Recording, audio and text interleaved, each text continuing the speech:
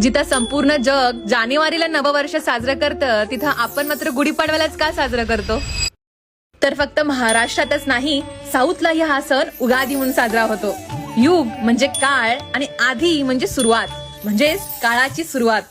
हिंदू पुराणानुसार ब्रह्मदेवाने सृष्टीची निर्मिती या दिवशी केली होती. आणि असंही म्हणतात की जेव्हा रामाचा या दिवशी राज्याभिषेक करण्यात आला होता, तेव्हा प्रजेनं गुढ्या उभारून हा सोहळा साजरा केला होता. या दिवशी कडुनिंब आणि गुळ यांचे एकत्रित सेवन केले जाते, कारण जीवनातील गोड आणि कटू अनुभव हे दोन्ही स्वीकारणं असा सुंदर हेतू या प्रथेमागे असतो. ऍस्ट्रॉलॉजीनुसार हा दिवस 3.5 मुहूर्तापैकी एक मानला जातो, जिथं सारे ग्रह आणि नक्षत्र अत्यंत अनुकूल परिस्थितीत असतात. त्यामुळे आपण या पवित्र दिवशी नवीन वस्तू घेणं किंवा कोणतंही शुभ कार्य करणं अत्यंत शुभ मानलं जातं.